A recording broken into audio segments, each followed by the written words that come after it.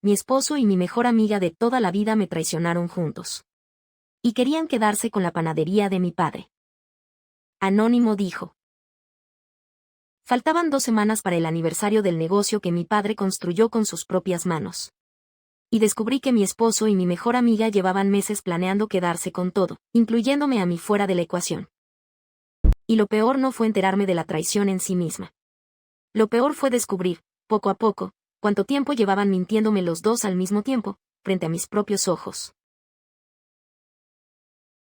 Bienvenidos a Anónimo dijo, el canal donde las historias más oscuras de amor, traición y venganza silenciosa finalmente salen a la luz.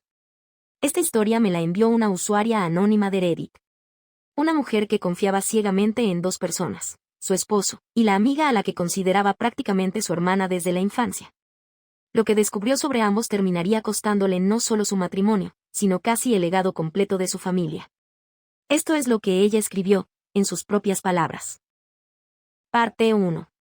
El negocio que mi padre construyó con sus propias manos. Me llamo Elena Cross.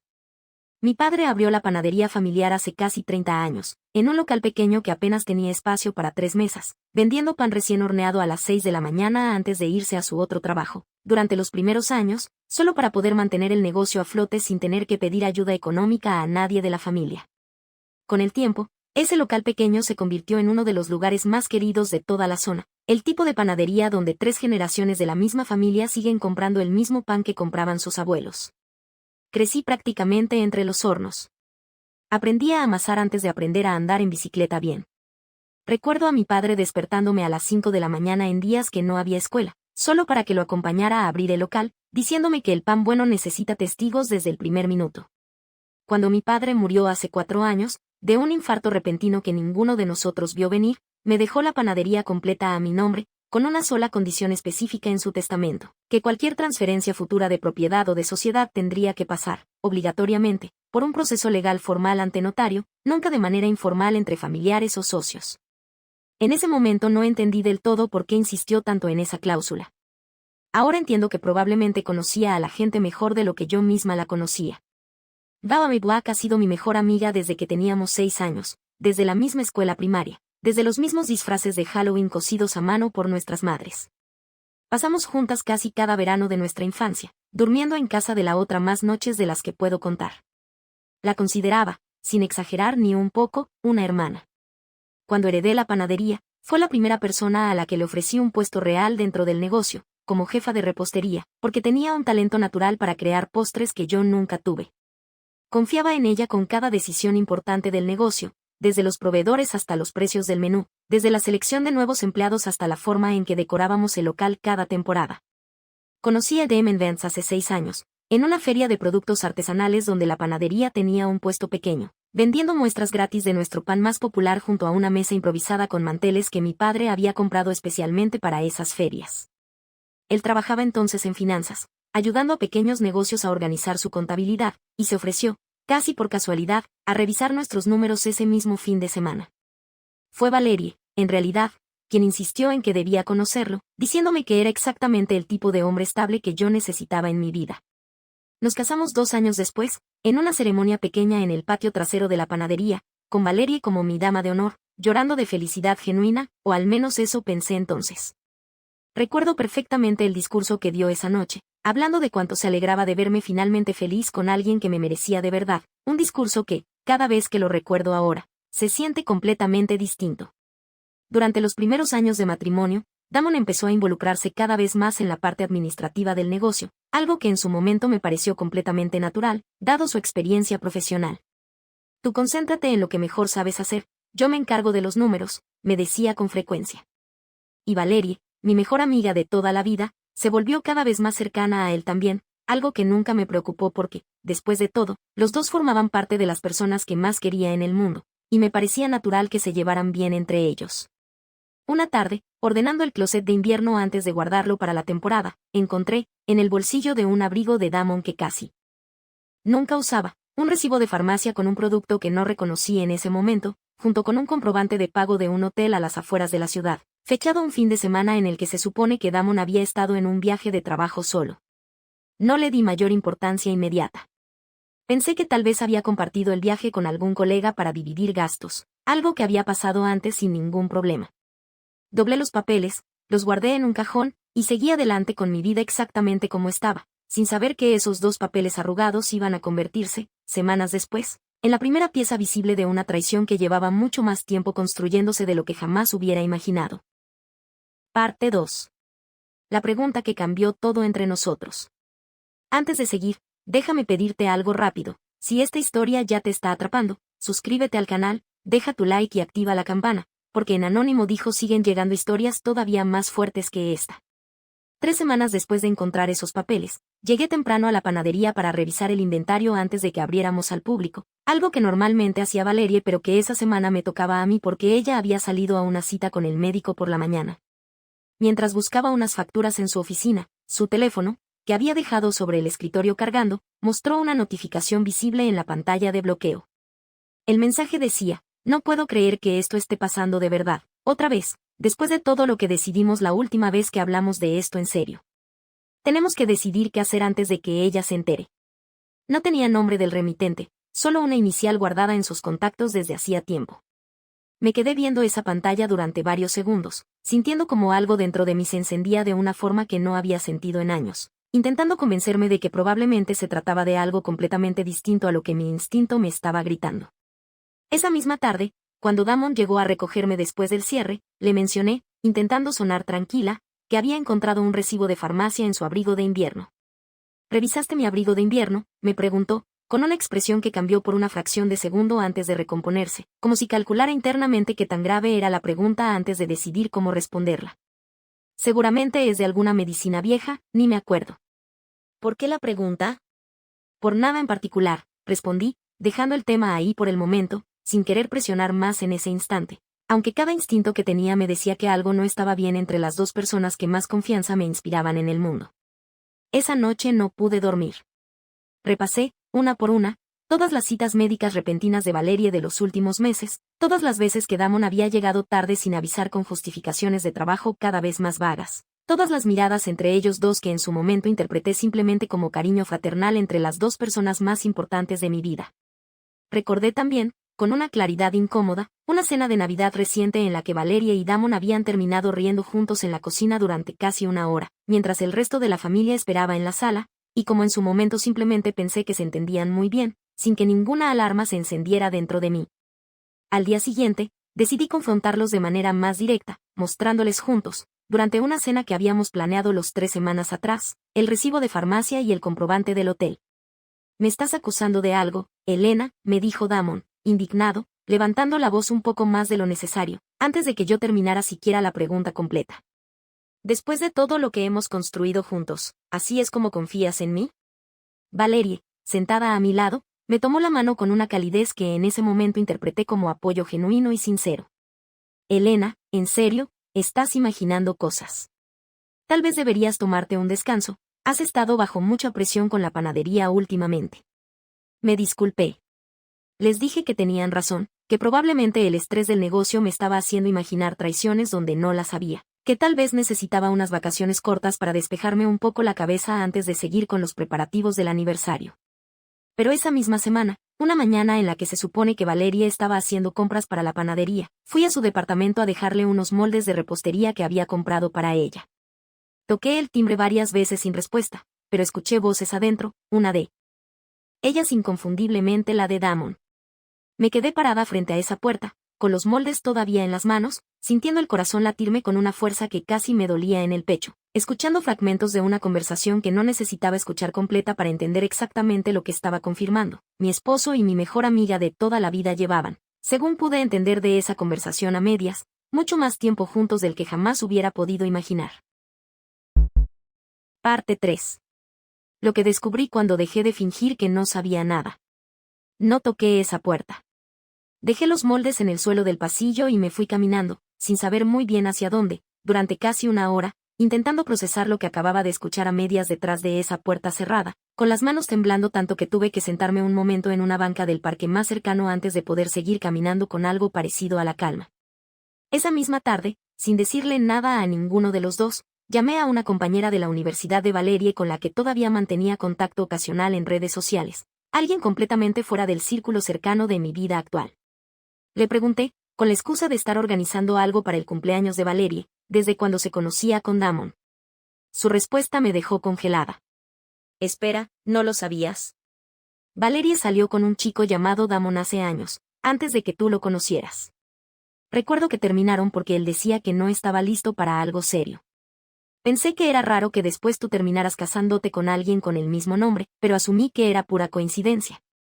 No era una coincidencia. Empecé a reconstruir, con una claridad helada, toda la historia. Valerie había conocido a Damon mucho antes que yo. Había tenido una relación con el que terminó por razones que ahora sospechaba completamente distintas a las que ella me había contado en su momento, y después, casi como si nada, me lo había presentado a mí, insistiendo en que era el tipo de hombre estable que yo necesitaba. No fue una casualidad ni un favor de amiga inocente entre dos personas que se querían bien. Fue, según entendía ahora, una forma de mantenerlo cerca, dentro de mi vida, sin tener que asumir directamente la responsabilidad de haber roto algo entre nosotras desde el principio.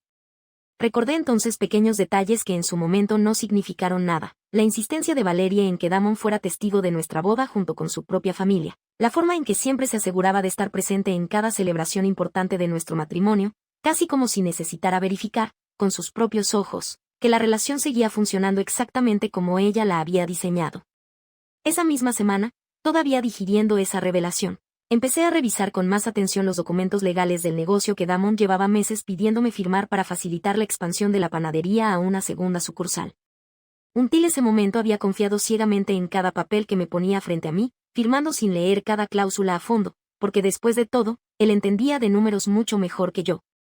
Saqué cada documento de la carpeta que guardaba en la oficina principal y los leí, esta vez, palabra por palabra, con un diccionario legal abierto en mi laptop para entender cada término que antes simplemente había aceptado sin cuestionar. Lo que encontré me heló la sangre todavía más que la conversación detrás de esa puerta cerrada. Varios de los documentos transferían, de manera gradual y casi imperceptible cláusula por cláusula, un porcentaje cada vez mayor de la propiedad legal de la panadería a un nuevo socio comercial registrado bajo el nombre de una empresa que, después de investigar, descubrí que pertenecía directamente a Damon. Mi esposo no solo me estaba traicionando con mi mejor amiga. También había estado, durante meses, construyendo en silencio un camino legal para quedarse, poco a poco, con el negocio que mi padre había construido con sus propias manos. Exactamente el tipo de transferencia informal que mi padre había intentado prevenir con esa cláusula extraña en su testamento que en su momento no entendí del todo. Me senté en la silla de mi padre, la misma que todavía guardábamos detrás del mostrador principal, y por primera vez en mucho tiempo, sentí que verdaderamente entendía por qué él había insistido tanto en protegerme de algo que ni siquiera sabía que podría llegar a necesitar. Parte 4. La trampa que tardé un mes en construir. No firmé ninguno de esos documentos nuevos. Tampoco confronté a Damon ni a Valerie de inmediato. Necesitaba entender exactamente cuánto de mi vida había sido, durante meses, una versión cuidadosamente construida por dos personas que se suponía debían quererme más que a nadie.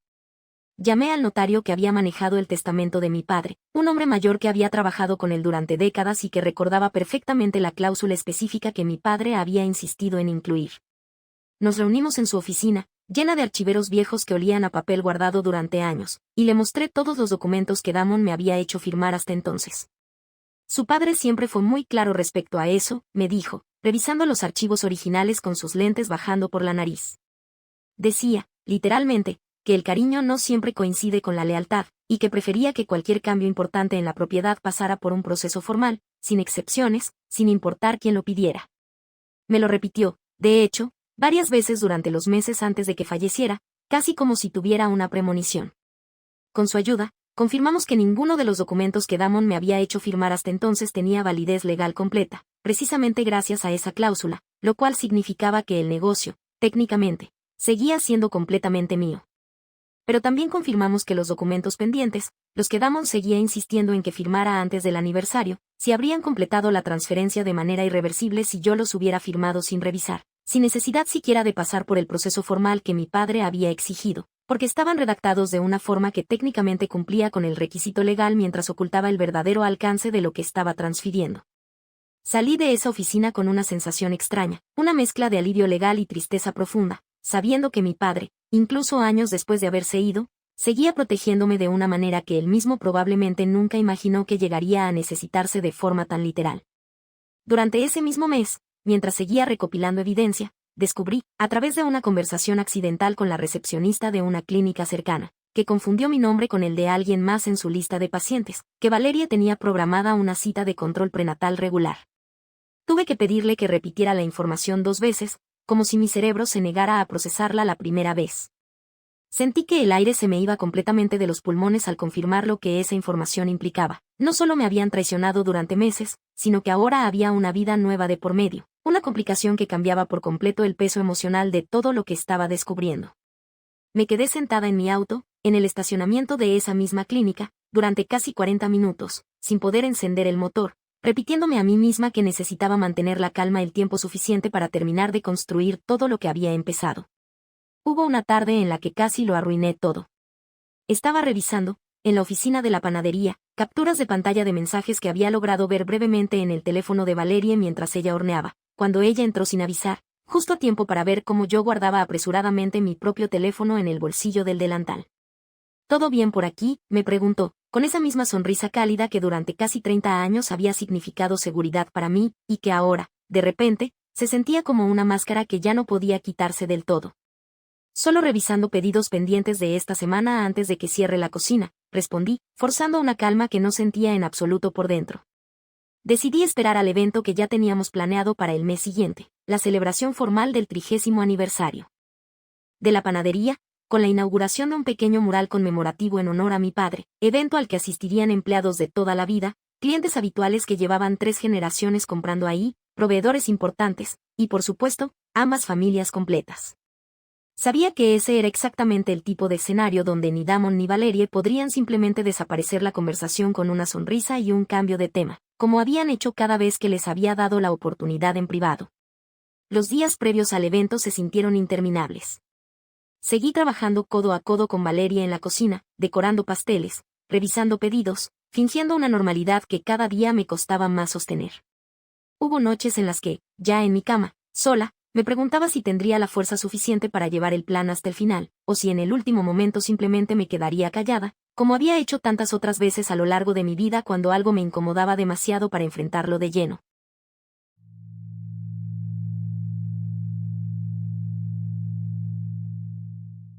Parte 5.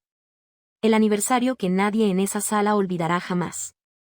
El evento se realizó en el patio trasero de la panadería, el mismo lugar donde me había casado años atrás, decorado con luces cálidas y mesas largas llenas de los postres que Valeria había preparado personalmente para la ocasión, sin saber todavía que esa misma tarde su vida entera estaba a punto de cambiar frente a todos los presentes.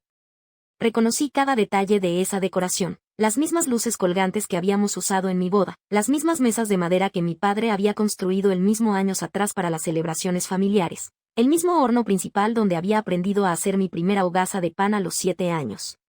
Estaban presentes empleados que llevaban 20 años trabajando ahí, clientes que conocían a mi padre desde antes de que yo naciera, proveedores que habían confiado en nuestra familia durante 3 décadas, y por supuesto, los padres de Damon y la familia de Valerie, todos sonriendo, sin sospechar absolutamente nada de lo que estaba a punto de pasar. Llegó el momento de descubrir el mural conmemorativo de mi padre. Damon, como esposo y socio de confianza del negocio, se ofreció a dar unas palabras antes de que yo retirara la tela que cubría el mural, hablando de honrar el legado familiar con una sinceridad que, ahora, sabiendo todo lo que sabía, sonaba completamente vacía. Esperé a que terminara, sintiendo como cada palabra suya sobre honrar el legado familiar se me clavaba un poco más hondo, sabiendo exactamente cuánto de ese legado había estado intentando arrebatarme en silencio durante meses. Y entonces, antes de descubrir el mural, tomé el micrófono que habíamos preparado para los agradecimientos. Antes de continuar, hay algo que mi padre habría querido que todos en esta sala supieran, dije, con la voz más firme que pude reunir, sintiendo como cada palabra se sostenía sobre semanas enteras de evidencia reunida con cuidado, sobre noches sin dormir, sobre la fuerza que solo se encuentra cuando ya no queda absolutamente nada más que perder. Mostré, proyectados en una pantalla pequeña que habíamos preparado discretamente para las fotos del aniversario, los documentos legales que Damon había intentado hacerme firmar, explicando, con la confirmación del notario familiar presente esa misma noche por invitación mía, que esos documentos habrían transferido gradualmente la propiedad completa del negocio fuera de mi nombre. Mencioné, sin necesidad de gritar, la conversación que escuché detrás de la puerta del departamento de Valerie. Y finalmente, mencioné, con el corazón roto pero la voz sostenida, lo que había descubierto sobre la relación previa entre Valerie y Damon, años antes de que yo siquiera lo conociera, y sobre el embarazo que ambos habían estado ocultando mientras seguían viviendo, cada uno frente a mí, una mentira completa. El rostro de Valerie se quedó completamente pálido, una mano apoyada instintivamente sobre su vientre todavía no muy visible.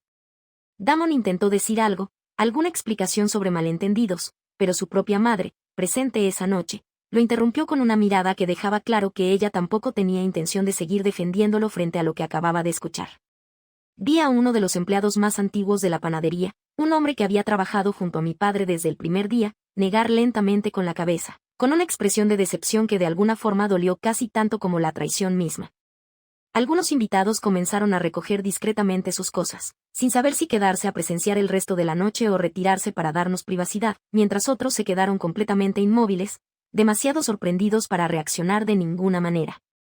Elena, podemos hablar de esto en privado, dijo Damon finalmente, dando un paso hacia adelante, con la voz quebrándose ligeramente. Ya tuvimos la oportunidad de hablarlo en privado, durante esa cena hace semanas, cuando los dos me dijeron que estaba imaginando cosas, respondí. Esta vez, las personas que construyeron este negocio junto a mi padre, y las que confían su pan de cada día a esta familia, merecían saber exactamente con quién estaban tratando. No grité. No rompí nada. Simplemente descubrí el mural de mi padre yo sola, frente a todos, dejando que el silencio de la sala dijera todo lo que mis palabras ya habían dejado claro. Inicié el proceso de divorcio esa misma semana. Gracias a la cláusula del testamento de mi padre, la panadería se mantuvo completamente bajo mi propiedad, sin que ninguno de los documentos pendientes llegara jamás a completarse. El proceso legal con Damon se extendió durante varios meses, con discusiones tensas sobre bienes compartidos y cuentas conjuntas que habíamos abierto durante el matrimonio, pero al final, gracias a la documentación que había reunido con tanto cuidado, no tuve que cederle absolutamente nada del negocio. Valerie dejó su puesto en la panadería poco después, y según supe por conocidos en común, su relación con Damon, sostenida en secreto durante tanto tiempo, empezó a deteriorarse rápidamente apenas tuvieron que enfrentar juntos las consecuencias reales de lo que habían hecho, sin la comodidad del secreto que los había protegido hasta entonces. Supe, meses después, que tuvieron a su hija, y aunque sigo sin tener ningún deseo de volver a hablar con ninguno de los dos, espero sinceramente que esa niña, al menos, crezca lejos de cualquier sombra de todo lo que pasó antes de que llegara al mundo. No fue fácil reconstruir mi vida después de perder, en la misma noche, a mi esposo y a la persona que durante casi 30 años había considerado mi hermana.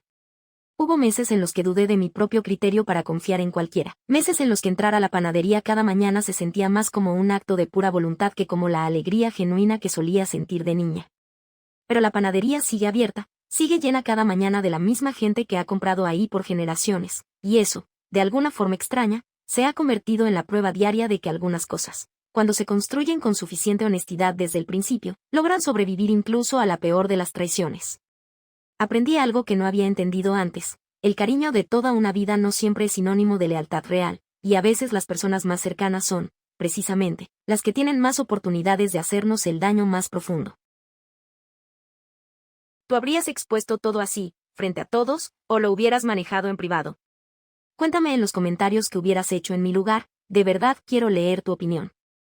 Si esta historia te dejó sin palabras, dale like, suscríbete y comparte este video con alguien que necesite escucharla. En Anónimo dijo, las historias siguen llegando, y la próxima podría sorprenderte todavía más. Nos vemos en el próximo video.